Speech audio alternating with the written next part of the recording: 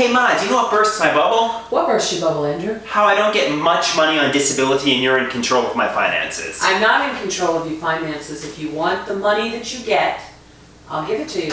What we have after you pay your car insurance, etc. If you want to control it, fine. Like, I feel like if I do want to take an acting or improv class, I have to justify it to you. You don't have to justify it to me. If you want your money and you want to negotiate it, but that's it.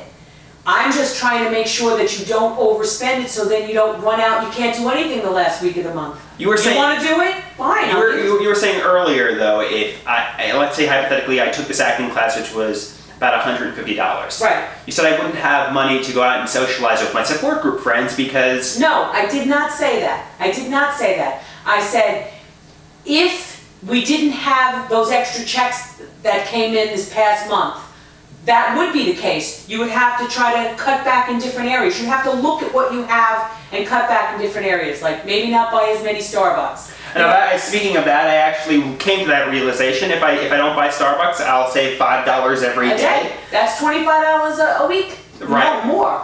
$5. I mean that's a cup of coffee with a friend in the city, you know. There you go, $30 a week. So maybe I'll start making coffee at home. And what else?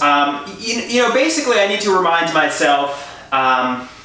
It's tough. It's tough to make money. It's tough to socialize on a budget that's tight. However, as you start moving and getting confidence and taking these courses, hopefully there's something that you can do that you can make a little extra money. Right.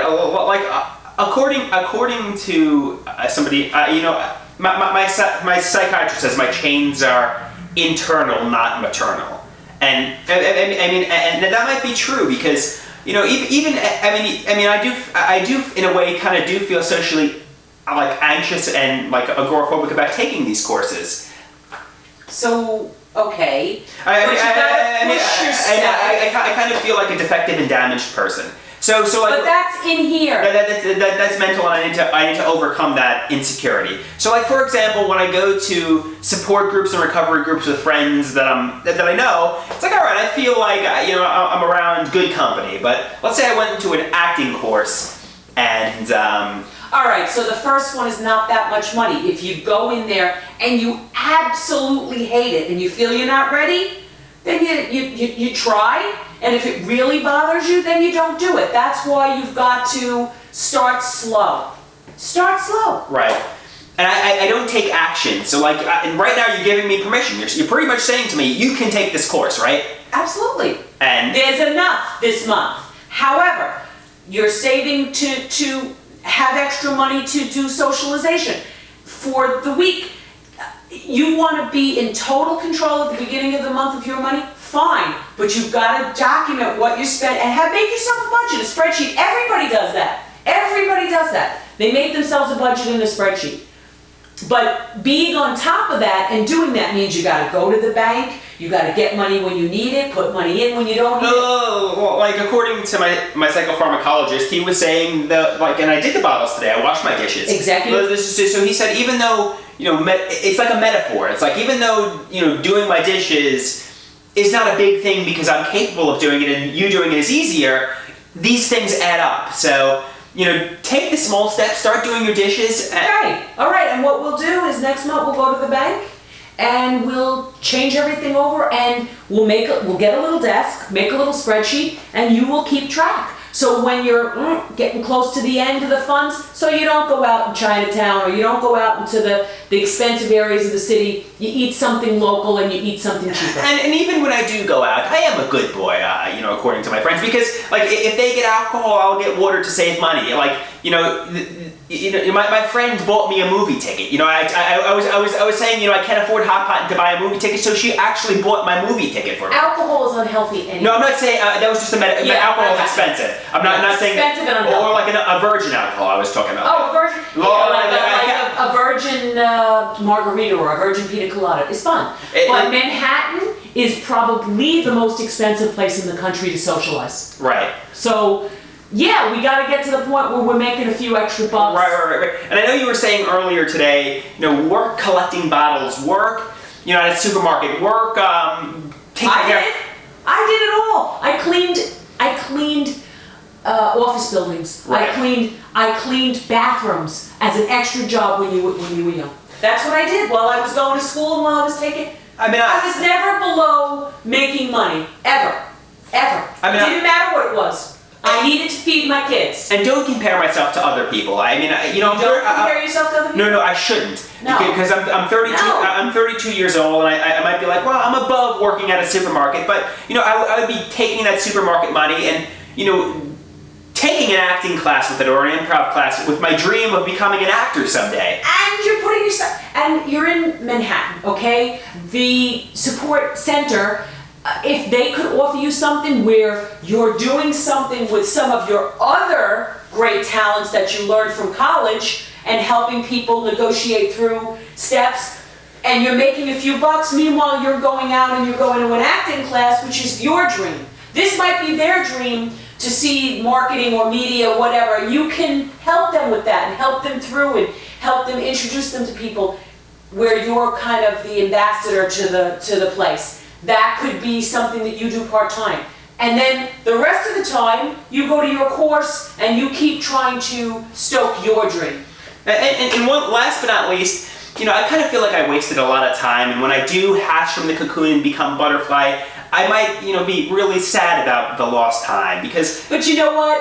Everybody feels regrets. Everybody feels... has things that they look back at. Regrets I've had a few. I know a lot of people have regrets, but the past 3 years especially, I spent it socially isolated, agoraphobic, not really interacting with friends, and just sitting in my bedroom. But you know what? Let's look at the future now. Stop going back there. Leave the past. If you focus on the past, you'll stay in the past. Focus on the here and now and the future. Don't go back there. Don't focus on the past. So Close the door. You're right, but I was so attractive. I could have had... No. You still are. I could have had attractive girlfriends. You still are. I could have been making money. You still are. You're still young. Close that door. Open that door and then close it. Close the past. Metaphorically? Metaphorically. Close the door. Close the past. Leave the past in the past and be positive about the future. Right. And believe in a higher power is going to help you get there. Believe in yourself and believe in your higher power. Right. And you will get there. Leave the past closed. Right. Leave it there. Because if you keep going there, you're going to just get lost in your mind. Let it go. Anything negative comes in, put it in there and close it. Exactly. Because it will prevent you from moving forward. Right. I guess make my future good and don't compare myself to other people. And if it's a little slower than you want, right. Don't get pissed. Don't go back in that door. Don't go down that doorway. Exactly. Let it go. And there's better things. I was just listening to an inspirational speaker, Joel Osteen, and he said he's a little bit of a fraud. He's a little bit Joel whatever. He's a little bit whatever. But his message was clear. Don't get caught up in the negative thinking. Think about what's good, what's great, and what you can do. And the power of positive thinking, Andrew.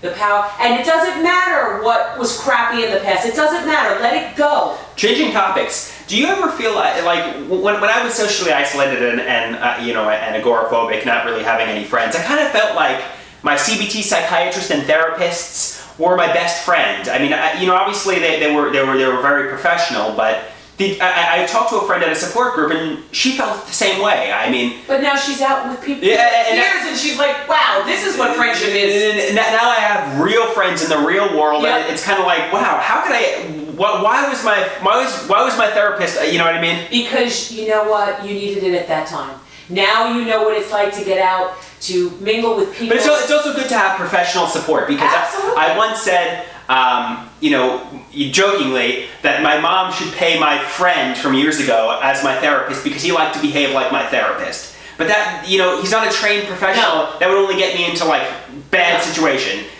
So even though real world friends are great, it's great to separate, your real world friends from your trained professional therapists. Because they're not your friends, they're your doctors. Right. And that's where, the waters can get muddy, where people get involved in that kind of a thing. It gets muddy. You gotta keep your doctors and friendships separate. And you keep the, you as your grandma, God rest her soul, keep your own counsel. You keep your own business your business. Right. Nobody else needs to know your personal business except your doctors and your very, very good friends, people you can trust, because there's a lot of people out there you can't trust. And last but not least, I was talking to people at a support group I went to yesterday, and they were saying how do you motivate yourself to exercise when you're feeling frustrated and depressed? See, and I bet you could have helped them. No, and I heard what they were saying, and I kind of felt the same way, because lately I've been very unmotivated to do my full hour on the treadmill. Like today, for example, I only did 25 minutes. The past week I've only done 25 minutes. I guess don't put a lot of pressure on yourself. If you let's say you only do a half hour on the treadmill,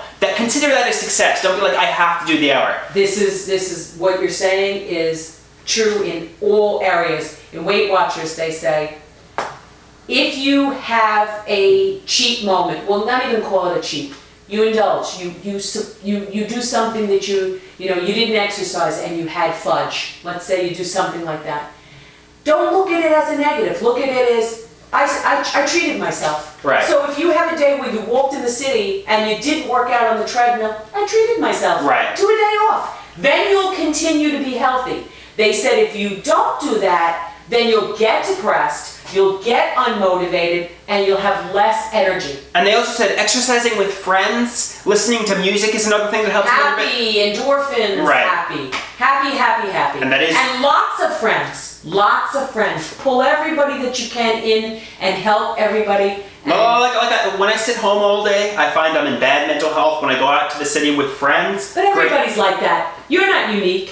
People that sit in the house, they start thinking depressing things, they start ruminating. Everybody is like that. And the winter is the worst time because it gets dark, it gets gloomy. Get out, get enough sleep. Sleep is important, get enough exercise, and get enough happiness. Watch a happy movie. Somebody said to me last night, don't watch anything negative on TV. Watch a happy movie. There's all Hallmark movies on. Watch something joyous. Put happy music on. Right. Don't get lost in the negativity. Close it, shut it, and move on. And that is what it is. That is what it is.